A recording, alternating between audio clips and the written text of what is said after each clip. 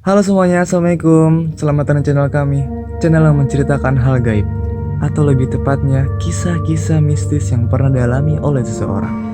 Pasti dari kalian pernah mengalami kejadian-kejadian menyeramkan atau mendengar cerita dari orang tua kalian. Tanpa banyak basa-basi, silahkan nikmati. Assalamualaikum warahmatullahi wabarakatuh. Kenalin dulu, nama gue Faisal, bisa dipanggil Isal ya. Emang biasa sehari-hari dipanggil Isal sih. Dan gue di sini kayak pengen berbagi aja kisah pengalaman horor gue, kayak kejadian-kejadian gue yang gue alamin sendiri, bahkan gue ikut diceritain juga sama orang tua gue. Dan ya ceritanya sih lumayan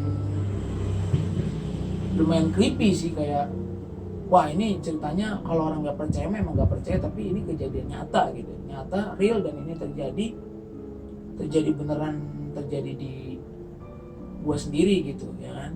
Jadi awal mula kita cerita dari tahun dimana tahun itu tahun 2002 lah. Jadi di situ gue diceritain nama nyokap, kayak gua, kakak gua dan bapak gua tuh lagi, kita tuh bertiga pergi gitu, pergi keluar biasa namanya jalan-jalan kan sama orang tua. Nah, ceritanya nyokap gua sendirian di rumah. Nyokap gua sendirian di rumah tuh kayak ya dia biasa lah namanya beres-beres apa segala macem kan. Nah, sekitaran jam 5 sore tuh ya belum ada apa-apa sih, masih nggak ada kenapa-napa, masih baik-baik aja. Nah, ketika azan maghrib lewat, kan azan maghrib ke isya kan jaraknya kan nggak jauh tuh, hanya beberapa menit aja kan. Nah, kejadiannya begini. Jadi setelah ngelewatin azan maghrib tuh kayak nyokap gue tuh ceritanya dia lagi ngebersihin kulkas lah ya kan. Dia ngebersihin kulkas, terus kayak membersihin dalam mana kulkas, terus kayak buat nanti diisi lagi sama buat nyimpen makanan atau minuman ya kan. Nah, jadi ceritanya nih gua pergi sama bokap gua nih nggak bawa handphonenya ditinggal di rumahnya, kondisinya mati, nggak nyala. Nah, jadi kejadiannya tuh kayak ketika nyokap gua lagi sibuk ngebersihin nih kulkas ya kan, padahal handphone mati ya kan. Terus tiba-tiba handphone nih bunyi, handphone bokap gue nih. Padahal handphone ini mati kan, logikanya aja handphone mati masa bunyi, aneh kan. Nah, bunyi, nyokap gue ngeliat di situ cuma nama, jadi kayak udah di save gitu, nama, tapi namanya tuh kayak asing gitu, kayak nggak asing didengar. Namanya tuh Kunti ya. Jadi pas mau diangkat nih sama nyokap gua, baru udah mau diangkat toto tut mati gitu, mati. Terus udahlah ditinggalkan sama nyokap kan udah mati. Nggak lama bunyi lagi dari Kunti itu lagi gitu ya kan. Diangkat, belum diangkat, baru mau diangkat tut mati yang kedua kali. Nah, pada saat bunyi yang kedua kali itu nyokap udah mulai nggak enak tuh, hawanya tuh udah mulai kayak wah pokoknya udah hawanya udah nggak enak banget kan. Habis itu, nah yang terakhir itu sekitaran mau azan isya gitu, bunyi kan sempet lama. Nah, sempet lama pada saat baru mau diangkat azan isya bunyi ya kan. Azan isya bunyi itu sampai itu mati lagi tuh, udah tuh mati kan. Nah, dari situ nyokap udah nyadar wah ini nggak beres ya.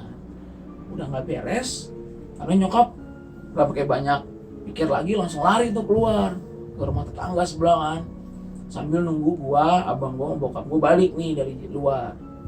Nah, sekitar habis isya atau jam 8 lewat, nah gua pulang nih ceritanya mah, pulang sampai rumah. Nyokap gue nanya sama bokap, tadi ada yang nelpon katanya. Kata bokap gue, siapa? nggak tahu namanya Kunti, kata nyokap gue. Nah terus kata bokap gue, bingung dong, Kunti siapa? Terus kata nyokap gue, yang nggak tahu mungkin temen. Ah nggak ada namanya, nggak punya temen namanya Kunti. Kata bokap gue. Akhirnya karena nyokap gue berusaha yakinin bokap gue nih, akhirnya nyokap gue nyuruh, lihat aja deh sendiri no HP-nya. Ya kan, akhirnya bokap ngambil HP di atas kulkas tuh. HP-nya mati, bener HP-nya mati. Nah yang bikin bingung bokap gue ini, orang HP mati kok bisa terima panggilan, kan nggak mungkin gitu logikanya aja kan. Terus dinyalain tuh handphone kan, namanya dulu handphone jadul kan, ya tau sendiri kan bunyinya kayak gimana. Dinyalain, kan kalau namanya panggilan nggak terjawab kan pasti kan ada kayak ininya ya, kayak apa sih, kayak notifikasi kayak panggilan nggak terjawab kan, ada tuh 3 kali. Ini dicek di riwayat panggilan tak terjawab nggak ada, di kontak pun nggak ada. Nah ini terus nyokap gue kayak wih siapa yang nelfon gue tadi ya kan, sedangkan di kontak nggak ada, di riwayat panggilan tak terjawab pun nggak ada gitu. Nah mulai dari situ tuh, jadi memang ternyata di rumah dulu yang gue tempatin tuh, jadi rumah gue tuh dulu di daerah Marunda ya, kalau nggak salah deket Rorotan lah kayaknya mah, ya deket situ lah. Nah jadi memang ternyata rumah itu tuh bisa dibilang kayak lalu lalangnya mereka gitu. Terus setelah kejadian itu ada lagi kejadian lainnya gitu yang gue ingat dan diceritain gitu. Cuman kalau ini beda hari ceritanya. Abang gue dan bokap gue nih bertiga nih suka pergi dulu tuh, memang suka pergi sore ya kan, dari abis asar tapi pulangnya malam gitu. Nah jadi ceritanya selang beberapa bulan dari kejadian itu tuh kejadian lagi sore mau maghrib, sekitaran 30 menit lagi lah mau maghrib. Nyokap gue nih lagi cuci piring kamar mandi kan. Nah jadi dulu kamar mandi gue tuh, jadi di atasnya tuh kayak ada batu sekatan gitu letter L. Nah itu jadi kayak ada tempat duduknya gitu kan atasnya. Nah nyokap tuh lagi cuci piring ya kan, santai nggak ada apa-apa. Tiba-tiba dia tuh ngelihat kayak bayangan kaki lagi digoyangin, lagi begini tuh kakinya lagi begitu. Awalnya nyokap nggak nyadar kan, nggak nyadar dan nggak akhirnya sempat hilang.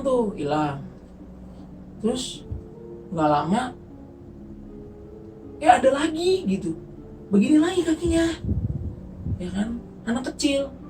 Jadi di situ nyokap perasaannya udah kayak wah, udah kayak gimana ya, antara takut dan bagaimana, mau kabur, kerjaan belum kelar kan, bagaimana juga kan, bingung juga kan. Akhirnya nyokap ngeberaniin diri nengok.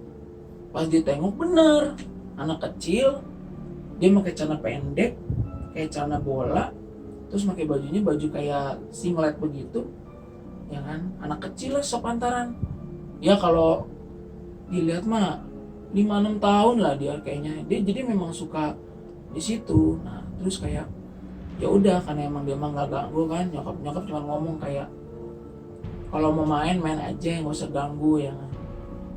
Udah tuh setelah kejadian itu ya kan, itu ceritanya nggak lama sih, emang kejadian gitu doang kan, apa ceritanya emang gitu doang.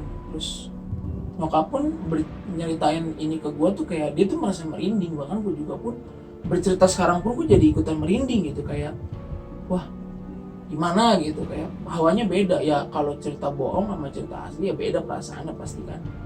Dan kayaknya dari cerita itu tuh kayak yang bikin gue makin percaya tuh ya dengan ditelepon itu ya kan. Dan bokap gue pun cerita dan itu benar-benar terjadi dan nggak mungkin bohong kan ya, kayak ibaratnya cerita itu di hasil ngarang atau enggak mungkin, soalnya itu kejadiannya nyata, real, dan itu terjadi asli.